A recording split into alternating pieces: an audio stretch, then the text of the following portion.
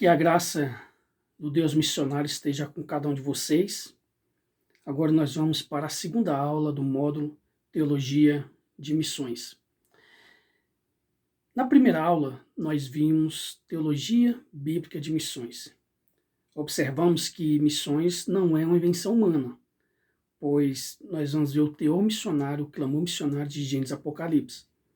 Teologia Bíblica de Missões tem a ver com a análise da obra missionária no Antigo Testamento, no Novo Testamento, ou em outros blocos, como no Pentateuco, nos livros históricos, nos livros poéticos e sapienciais, nos livros proféticos, aí no Novo Testamento, nos Evangelhos, no livro de Atos, nas epístolas de Paulo, nas epístolas gerais e no Apocalipse. Agora, em Teologia Sistemática de Missões, nós vamos sistematizar. Na teologia sistemática, nós temos, por exemplo, o estudo da teontologia, que é a doutrina, o estudo do ser de Deus e dos seus atributos. Ou então da bibliologia, que é o estudo da Bíblia, como surgiu a Bíblia, vai tratar sobre inspiração, inerrância, as classificações da Escritura, do Antigo, do Novo Testamento, e por aí vai. Na teologia sistemática de missões, nós vamos ver o seguinte. Primeiro, vamos observar o livro missionário, a Bíblia. Bibliologia. Em Gálatas 3:8 vai dizer assim: ora, tendo a Escritura previsto que Deus justificaria os gentios pela fé, preanunciou o Evangelho a Abraão, dizendo: em vocês serão abençoados todos os povos. Observa bem aqui. O povo ainda não tinha sido formado. Deus chama Abraão de Ur dos Caldeus. A Bíblia mostra que Deus, que a Escritura previu que Deus justificaria os gentios pela fé, que já fala do plano não só com Israel, mas dos gentios também. E diz que preanunciou o Evangelho a Abraão. Olha só, o próprio Deus preanuncia o Evangelho a Abraão, porque diz, tendo a Escritura prevista que Deus justificaria os gentios pela fé, preanunciou o Evangelho a Abraão, dizendo, e vocês serão abençoados todos os povos. O conteúdo geral da Bíblia é missionário. Missão nunca foi invenção humana. Nunca foi produto humano. Nós vemos que este princípio partiu do próprio Deus e está no centro da Bíblia. A mente humana seria incapaz de criar algo tão singelo como este que é o trabalho missionário. Deus está em missão no mundo. Como diz a expressão em latim, missio Dei.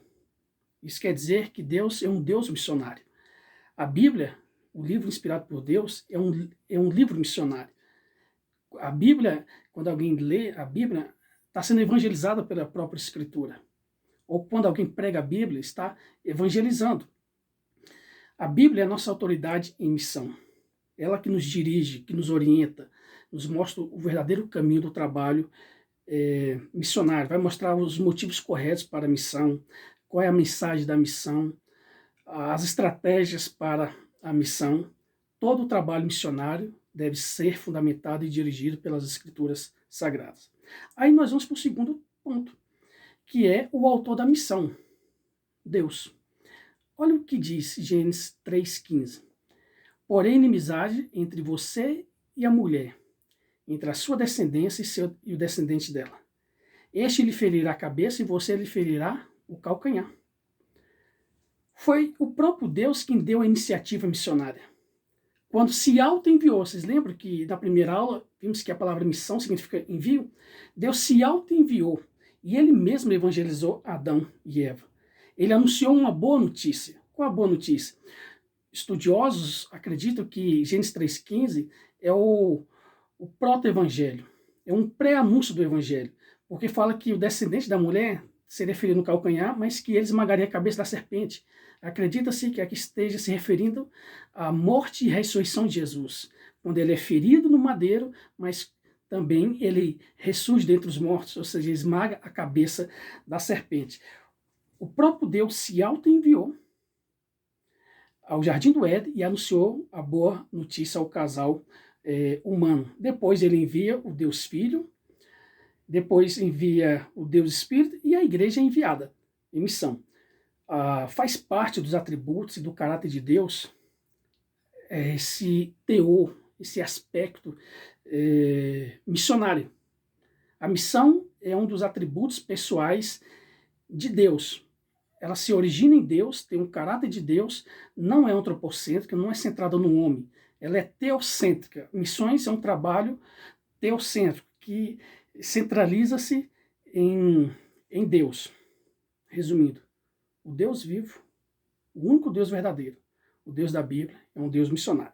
E aí nós vamos para o terceiro ponto, da sistematização de missões, teologicamente falando, que é a mensagem da missão. Jesus. Jesus é a mensagem da missão. Em 1 Coríntios 1,18, o apóstolo Paulo diz: certamente a palavra da cruz é loucura para os que se perdem, mas para nós que somos salvos, ela é o poder de Deus. A mensagem da cruz se refere ao sacrifício de Jesus. Jesus, ao mesmo tempo que ele é missionário, o enviado do Pai, ele é a mensagem da missão.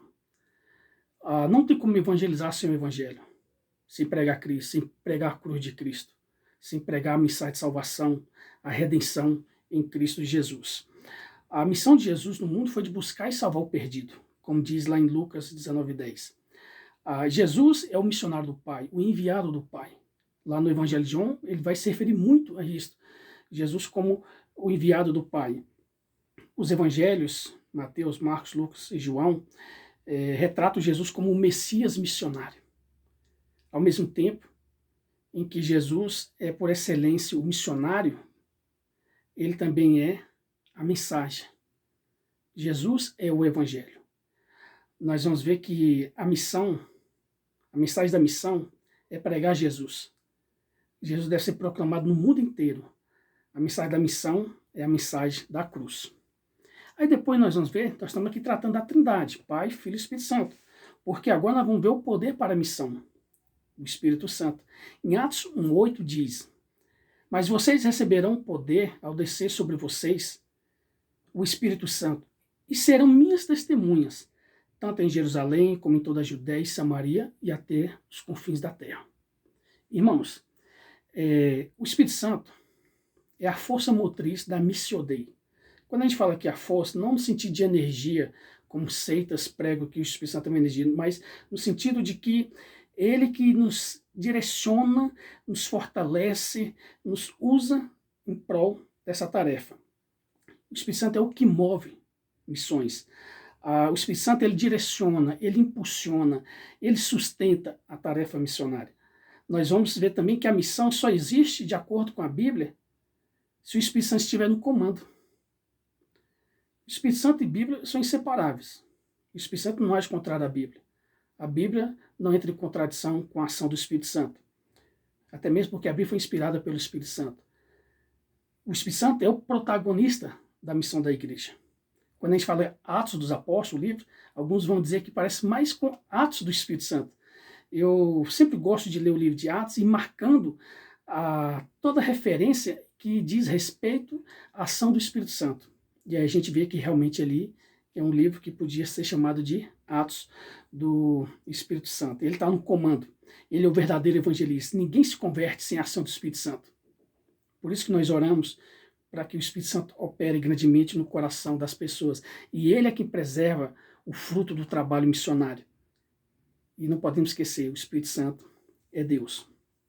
Avançando, nós vamos para o quinto tópico, que é o instrumento para a missão, a igreja.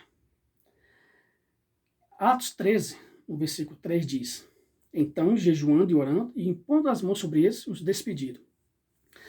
A igreja de Antioquia da Síria é uma igreja missionária.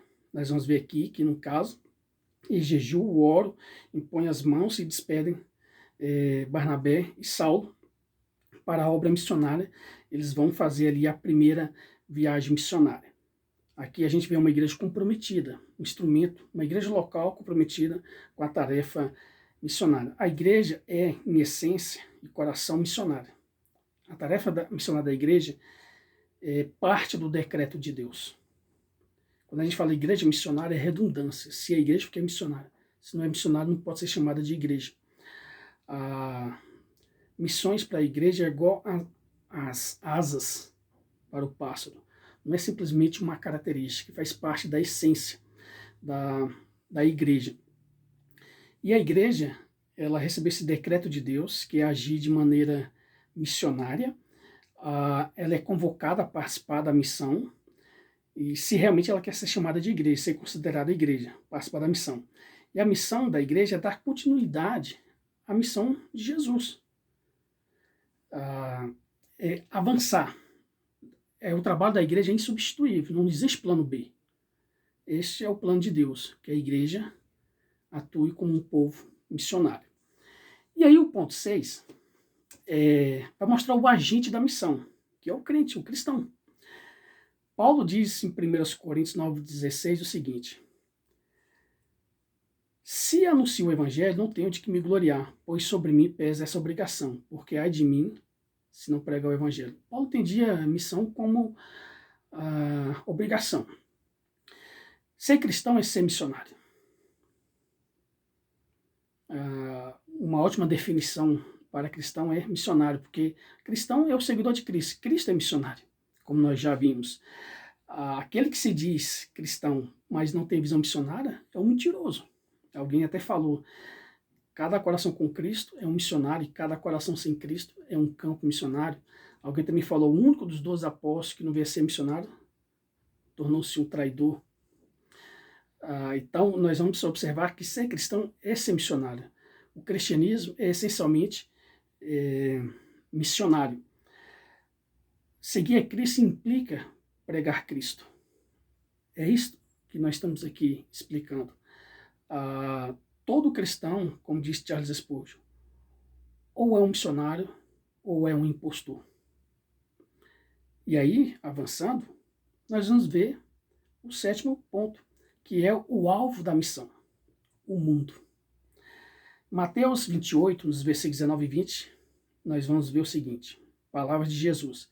Portanto, vão e façam discípulos de todas as nações, batizando-os em nome do Pai, do Filho e do Espírito Santo, ensinando-os a guardar todas as coisas que tenho ordenado a vocês. E eis que estou com vocês todos os dias até o fim dos tempos. Lá em Mateus 24,14 diz que o evangelho do reino será pregado em todo mundo para testemunhar todas as nações, então virá o fim. Essa passagem ela é interessante porque mostra que o palco de missões é o mundo inteiro. O alvo de missões é o mundo, as nações, os povos, as tribos, as línguas. Nós vamos observar que Jesus, lá em Mateus 24,14, nos versículos anteriores, ele vai dizer assim, apesar da perseguição, dos sinais, da apostasia, de tantas lutas, o evangelho chegará a todos os povos, a todas as nações. É interessante porque ali Jesus está nos dando uma garantia de que o evangelho avançará e chegará. Então, quem trabalha com missões, trabalha num projeto infalível, por conta de ser um projeto de Deus. Então, apesar das perseguições, dos embates, dos sinais, o evangelho será pregado em todo mundo para testemunhar todas as nações. Aqui nós vamos ver que as boas novas de salvação não podem ser exclusivas a um povo geográfico, etnia ou país.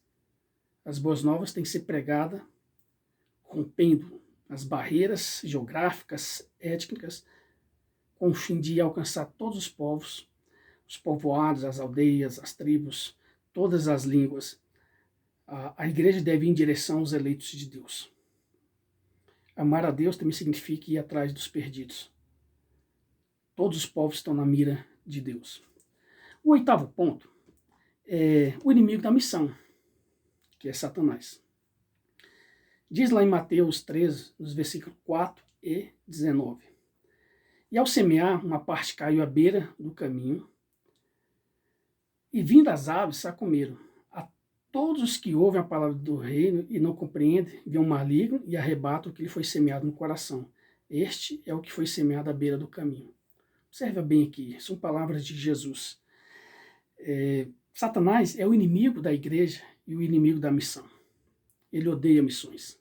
Ele odeia a igreja, a noiva de Cristo. O nosso adversário, ele não quer que a igreja avance na proclamação do evangelho. Ele não quer que a igreja cumpra a sua missão.